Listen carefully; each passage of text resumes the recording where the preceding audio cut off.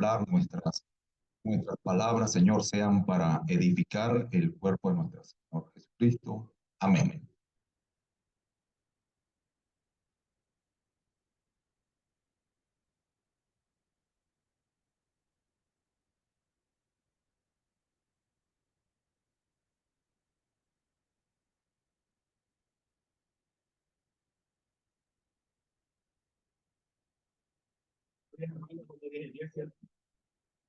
Estaba pensando esta mañana y no quiero ponerme un poco reflexivo, pero ya una cuarta parte del año se ha ido.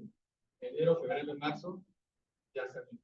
Es importante reflexionar muchas veces a medida que pasa el año en qué punto estamos, sobre todo con la parte espiritual, ¿no? Con la parte de Dios.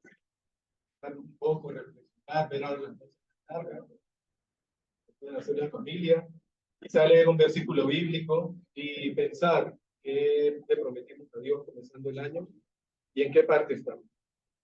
Hoy, como sabemos, es domingo. Es un domingo un poco diferente a los demás del año, porque mucha gente allá afuera está celebrando lo que se llama la Semana Santa. Yo soy de las personas que pienso que obviamente es un error desde el punto de vista bíblico, pero si para algo sirve, al menos para mover los corazones de las personas y llamar a las personas a que busquen al Señor, y probablemente tengamos la oportunidad o le pidamos al Señor que alguna de esas personas las podamos tener aquí. Domingo de Ramos, la entrada triunfal. En Mateo capítulo 21 podemos leer, no voy a ir no les voy a pedir que vayamos allá, simplemente voy a leer una parte que no nota. Cuando Jesucristo estaba entrando a Jerusalén, dice la palabra, que la multitud gritaba, Hosanna al Hijo de David, bendito el que viene en el nombre del Señor, Hosanna en las alturas. Mucha gente le seguía a Jesús, mucha gente le seguía. En la palabra podemos ver que el Señor no estuvo solo, que su ministerio alcanzó a la gente. Pero luego, igualmente que ocurre el día de hoy, es interesante preguntarnos, ¿por qué sigue la gente a Jesús? ¿O a qué Jesús está siguiendo la gente? Básicamente, el mundo conoce un Jesús que llaman el Jesús histórico, el Jesús que vino, que cambió la historia en dos partes, antes de Jesús, después de Jesús. Ese es el Jesús que usted puede leer en las revistas de Nat Geo, en los libros de historia. Pero no es ese el Jesús que quiere Dios que nosotros sigamos. Decía la hermana Ana durante la clase que es difícil cuando la Biblia nos dice que tenemos que amar a nuestros enemigos. Es verdad, eso no es lógico. Nadie le puede decir a usted que tiene que amar a su enemigo, o al que le pide la capa, al que le pide la túnica, entréguele la capa. Pero es ese Jesús el que quiere, el Dios Padre, que sigamos. El Jesús que va en contra de la racionalidad del mundo. El Jesús que estuvo crucificado en medio de dos ladrones. El Jesús que resucitó. El Jesús que prometió que en 3 días levantaría el templo, pero no hablaba del templo de Jerusalén. Hablaba de que en 3 días resucitaría. Es ese Jesús, el Jesús que nos da vida. En la Biblia hay numerosos ejemplos de personas que se acercaron a Jesús. Si vemos, por ejemplo, en Lucas capítulo 7, versículo 36, cuando Jesús fue invitado a la casa de Simón, el fariseo, nos dice la Escritura que Simón le invitó a comer, y Jesús nunca evitaba una oportunidad, y más si era una oportunidad para enseñar, una oportunidad para mostrar su ministerio, y Jesús obviamente fue. Pero, ¿por qué razón le habrá invitado Simón el fariseo? Muchas veces los poderosos, la gente que tiene cierto grado de autoridad, quiere estar, digamos, a la moda. Si hay un personaje que está revolucionando a la sociedad, quieren comer con él, sea quien sea. Porque más adelante vemos que cuando se acerca una mujer, que era una mujer pecadora, y derrama un perfume sobre Jesús, sobre sus pies, y se lanza sobre los pies de Jesús. ¿Qué hace Simón el fariseo? Eh, criticar, criticar a Jesús, y dice, si este fuera profeta, sabría qué tipo de mujer es la que se le está acercando. Murmurar dentro de sí. Pero el Señor Jesús, no sé lo que está pensando usted y lo que estoy pensando yo en este momento, le responde con una enseñanza a Simón el fariseo. Y le dice, Simón, a dos personas se les perdonó una deuda. A una se le perdonó más y a otra se le perdonó menos. ¿A quién cree que va a amar más de las personas que fueron perdonadas? Y le dice Simón, obviamente, al que más se le perdonó. Y le dice Jesús, a la mujer, tus pecados se son perdonados. Y nuevamente, la murmuración de los judíos que estaban allí. Pero es ese Jesús el que quiere la palabra, es ese Jesús el que quiere el Dios que le sigamos, el Jesús que a veces nos pide cosas que ante nuestra propia lógica parecen irracionales, cosas que parecen en principio y hasta cierto punto incomprensibles. Más adelante podemos ver también que el Jesús histórico, ese Jesús que el mundo sigue, es compatible y es conforme a este mundo. Ese Jesús nunca le va a contradecir, porque es un Jesús que fue crucificado y hasta allí llegó su historia. Pero el Jesús que fue resucitado, el Jesús que fue crucificado en medio de dos delincuentes, es el Jesús que va a estar con nosotros en el momento de las dificultades. En el momento que las cosas van bien, todo está bien.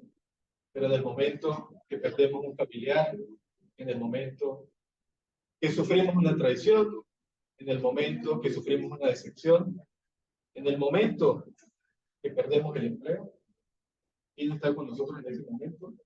El Jesús resucitado. Fíjense lo siguiente, en Lucas, capítulo 22, versículo 31, cuando el Señor está hablando con Pedro, le dice el Señor a Pedro, Simón, Simón, he aquí que Satanás ha solicitado poder para zarandearos como a trigo. Yo no sé si ustedes han visto videos donde muestran cómo es la cosecha del olivo, que hay una máquina que se acerca y mueve ese árbol y eso parece que fuera a partir el árbol. Bueno, eso es lo mismo que está diciéndole aquí Jesús a Simón Pedro y obviamente a nosotros. Vamos a ser zarandeados. Y es ahí donde viene el punto central del mensaje que quiero que nos demos. Confiar en el Señor.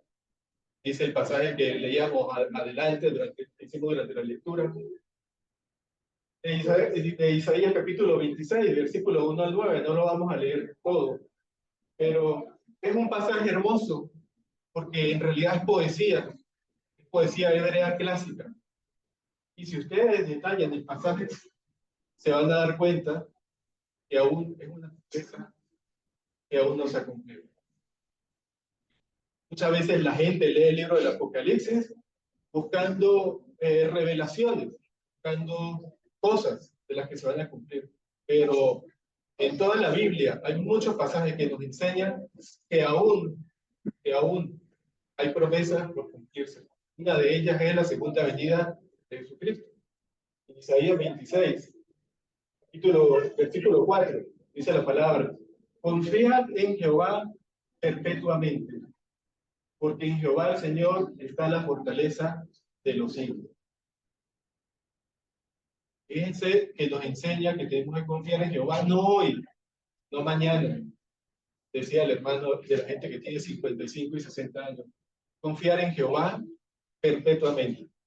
Cada día, cada momento, cuando salgamos de aquí, mañana que volvamos muchos a los trabajos, confiar en Jehová, porque Él es la fortaleza de los siglos.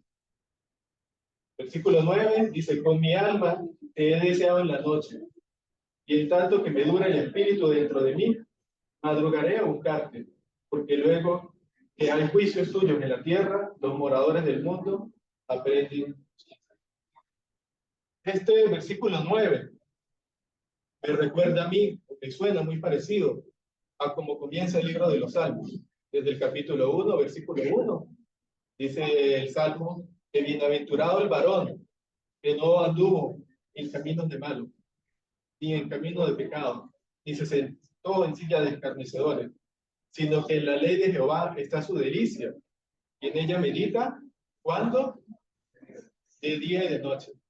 Todo el tiempo, a cada momento, quiere Dios que meditemos en su palabra. Por difícil que a veces parezca comprender, yo me pongo en el lugar del eunuco cuando estaba tratando de entender el pasaje que estaba leyendo. No lo entendía. Este pasaje, en cierta manera, para mí, si lo leo así, es difícil de entender. Es una promesa que me está haciendo Dios, que si yo confío en Él, Él será mi fortaleza por los siglos. Y fíjense lo siguiente, nos dicen que hay una ciudad que tenemos y que Dios puso muros y antemuros, pero esa ciudad no está ahora mismo. Esa es la Sion celestial, esa es la ciudad en la que vamos a morar, y así vemos lo que dice el versículo 4, confiamos en Jehová perpetuamente. Igualmente, a veces es difícil, como decía, yo me pongo a pensar, por ejemplo, en Ananías, cuando fue enviado en Hechos a predicar y a convertir a Pablo. Volvemos a lo mismo. Ama a tus enemigos. Ese mismo Señor que el mundo desecha, que no es conforme a lo que el mundo espera, le dijo a Ananías que fuera y le predicara al que perseguía a la iglesia. Imagínense que ahora mismo nos persiguieran a nosotros y hubiese un general del Ministerio de la Defensa que es el encargado de perseguirnos y que usted le dice, que Dios le dice, vaya y predíquele a esa persona. Qué difícil sería. Contrario contra la lógica nuestra y contra cualquier lógica. En esos momentos difíciles que se nos presentan esas situaciones es cuando tenemos que confiar en el Señor y seguir lo que Él nos dice. No en lo fácil. En lo fácil cualquiera lo puede hacer. Es en lo difícil. Vamos a ver historias, vamos a ver pasajes que a la vista del humano parecen ilógicas, que parecen incomprensibles. Vamos a buscar en Segunda de Reyes. Vamos a ir a Segunda de Reyes, vamos a leer una historia. Capítulo 5. Es la historia de Naamán, general del ejército sirio. Segunda de Reyes, capítulo 5. Vamos a leer desde el versículo 1. Y muchos nos vamos a sorprender de lo que ocurre aquí. Naamán, general del ejército sirio, del rey de Siria, era varón grande delante de su señor, quien lo tenía en alta estima, porque por medio de él había dado Jehová salvación a Siria. En ese nombre, este era un hombre valeroso en extremo, pero solo tenía un problema, que era un leproso. Versículo 2. Y de Siria habían salido bandas armadas, y habían llevado cautiva de la tierra de Israel una muchacha, de la cual servía a la mujer de Naamán. Esta dijo a su señora, si rogase mi señor al profeta que está en Samaria, él lo sanaría de su lepra. Entrando Naamán a su señor, le relató diciendo, así y así ha dicho una muchacha que es de la tierra de Israel. Y le dijo el rey de Siria, anda, ve, y yo le enviaré cartas al rey de Israel. Salió pues él, llevando consigo 10 talentos de plata y 6,000 piezas de oro y 10 mudas de vestido. Tomó también cartas para el rey de Israel que decían así, cuando lleguen a ti estas cartas, sabe por ella que yo te envío a ti mi siervo Naamán para que lo sanes de su lepra. Luego que el rey de Israel leyó las cartas, sus vestidos y dijo, yo Dios que mande y dé vida, para que éste envíe a mí a que sane un hombre de su lepra. Considerad ahora y ved y busca ocasión contra mí. Versículo 8. Cuando Eliseo, el varón de Dios, oyó que el rey de Israel había rasgado sus vestidos, envió a decir al rey: ¿por qué has rasgado tus vestidos? Venga ahora a mí y sabrá que hay profeta en Israel. Y vino Naamán con sus caballos y con su carro y se preparó y se paró a las puertas de la casa de Eliseo. Entonces Eliseo le envió un mensajero diciendo: ve y lávate 7 veces en el Jordán, tu carne se te restaurará y serás limpio. Vamos a hacer un corte. Está Naamán presentándose. Primero fue enviado al rey de Israel directamente. El rey de Israel entiende que él no tiene el poder para sanarle y piensa que ha sido una arducia del poderoso de Siria para someterle. Se rasga las vestiduras y Eliseo, el profeta de Dios, escucha de esto. Luego Eliseo le manda llamar a este hombre. En el pasaje podemos ver que este hombre llevaba provisiones con él, llevaba oro, llevaba riquezas, porque la gente poderosa está acostumbrada a que paga las cosas. La gente poderosa todo lo ve en términos monetarios, lo que puede comprar. Por eso es que para un poderoso es difícil entender la palabra de Dios porque no la puede comprar. Y eso lo vamos a ver en un momento. Y Naamán se fue enojado diciendo, luego de que le mandaron obviamente a bañarse en el Jordán 7 veces: he aquí yo decía para mí, saldrá él luego y estando en pie invocará el nombre de Jehová su Dios y alzará su mano y tocará el lugar y sanará la lepra. El Habaná y el Farpar, ríos de Damasco, ¿no son mejores que todas las aguas de Israel? ¿No puedo yo lavarme en ellos y ser limpio? Y se iba muy enojado. Versículo 13. Mas uno de sus criados se le acercaron y le hablaron diciendo: Padre mío, si el profeta te manda alguna cosa muy difícil, no la harías. ¿Cuánto más diciéndote: lávate y serás limpio? Él entonces descendió y se zambulló 7 veces en el Jordán, conforme a la palabra del varón de Dios. Y su carne se volvió como carne de un niño y quedó limpio. Y volvió al varón de Dios, él, toda su compañía, y se puso delante de él y le dijo: he aquí ahora conozco que hay otro Dios en la tierra, que no hay otro Dios en la tierra sino en Israel. Te ruego que recibas un presente de tu siervo. Mas él le dijo: vive Jehová en cuya presencia estoy, que no lo aceptaré. Y le instaba que lo aceptara alguna cosa, pero él no quiso. Dice la palabra de Dios en Efesios capítulo 2, versículo 8 al 9, que somos salvos por fe. Y eso es don de Dios, no por las obras, para que nadie tenga que gloriarse. Naamán obviamente no lograba entender todo lo que Dios quería que él hiciera, pero lo que necesitaba para ser sanado, lo hizo: bañarse 7 veces en el Jordán. Decía Naamán que en Siria tenía mejores ríos para bañarse, pero lo que le mandó Dios, lo que le mandó el profeta a Dios en esta situación fue bañarse en el Jordán. Y no una vez, bañarse 7 veces. Yo estoy seguro que si Naamán se hubiese bañado 6 veces, no hubiese sanado. Y si se hubiese bañado 8, tampoco hubiese sanado. El profeta le dijo: son 7 veces y 7 veces lo hizo Naamán de esa manera. Es la forma como Dios quiere que nosotros le veamos, es la forma como Dios quiere que nosotros le sigamos. No el Dios lógico, no el Dios que podemos entender con nuestra sabiduría, nuestro conocimiento, sino el Dios que hace lo imposible, el Dios que sacó su pueblo de Egipto, que hizo que el mar se abriera, el Dios que le dio un hijo a Abraham, a una de sus vejez. Ese es el Dios que el mundo no logra entender. Y ese es el Dios en el que tenemos que confiar nosotros. ¿Cuándo? Eternamente. eternamente tenemos que confiar en ese Dios porque es la fortaleza de los siglos.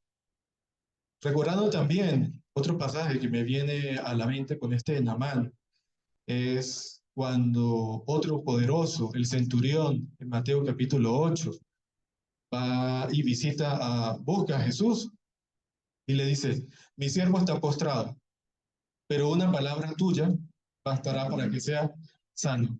Me llama la atención que ese centurión también debió haber sido muy buena persona, porque los jefes normalmente no claman por sus subordinados. Los poderosos normalmente no piden por sus subordinados. Igualmente, en este mismo pasaje, como estábamos viendo, el rey de Siria, que tenía en buena estima a Naamán, lo envió donde él sabía que podía ser sano.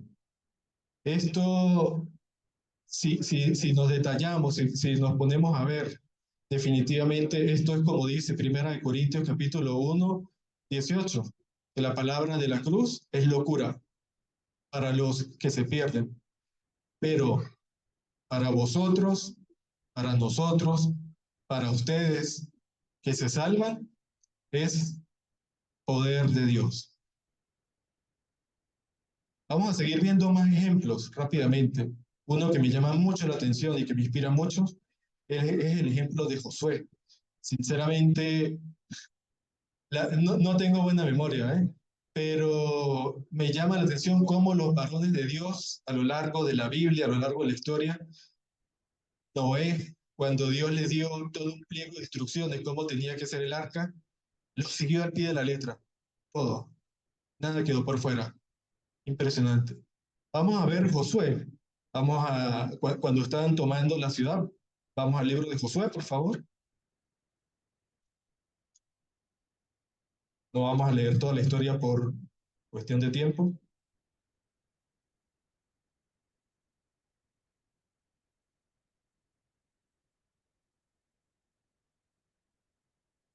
Josué capítulo 6. Vamos a leer desde el versículo 1. Ahora Jericó estaba cerrada, bien cerrada, a causa de los hijos de Israel. Nadie entraba ni salía. A Jehová dijo a Josué, mira, yo he entregado en tu mano a Jericó y a su rey, con sus varones de guerra. Rodearéis pues la ciudad, todos los hombres de guerra, yendo alrededor de la ciudad una vez, y esto haréis durante 6 días. Y 7 sacerdotes llevarán 7 bocinas de cuernos de carnero delante del arca, y al séptimo día daréis 7 vueltas a la ciudad, y los sacerdotes tocarán la bocina. Y cuando toquen prolongadamente el cuerno de carnero, así que oirás el sonido de la bocina, todo el pueblo gritará a gran voz, y el muro de la ciudad caerá. Entonces subirá el pueblo, y cada uno derecho hacia adelante. Por 6 días tenían que ir una vez. Al día 7 era 7 veces. Y tenían que ir los sacerdotes tocando bocinas de carnero. Donde no hubiesen hecho algo, donde hubiesen dicho, es que mejor la bocina de metal que la de carnero, las murallas no caen. Las murallas no caen. Ese es el Dios, ese es el Dios que cuesta seguir. El Dios que no entiende la humanidad. El Dios que la gente trata de entender con su sabiduría humana. Pero como dice la palabra, los espirituales no andamos por vista, sino andamos por fe. Es ese Dios el que quiere que confiemos en Él, el que quiere que lo veamos como la fortaleza en los momentos difíciles, el que quiere que meditemos en Él mientras tengamos vida, día y noche, y que tengamos nuestra vida fundamentada en Él. Para terminar, vamos a leer un pasaje que es uno de mis pasajes favoritos, porque en momentos de dificultad me enseña que siempre Dios, cuando viene lo más difícil, también nos va a dar la oportunidad de levantarnos como el águila, de renovar nuestras fuerzas. Isaías 40:31. Pero los que confían en el Señor renovarán sus fuerzas, volarán como las águilas, correrán y no se fatigarán, caminarán y no se cansarán. Volar como las águilas, correr y no fatigarse, caminar y no cansarse. Me recuerda cuando la samaritana le dijo a Jesús, dame de esa agua para que no tenga sed. Es más o menos la misma situación de las personas que en dificultad ponen toda la lógica, ponen todo el conocimiento que tenían o lo que creían que era conocimiento y ponen primeramente a Dios. Es simplemente bello este pasaje, es simplemente bello el pasaje que leíamos, que hacíamos durante la lectura, porque es un poema dedicado de alguien que tiene amor hacia otra persona, de Dios que ama a su iglesia, se lo está dedicando. Como dice Primera de Juan, capítulo 4:8, porque Dios es amor y el que no ama no conoce a Dios, porque Dios es amor.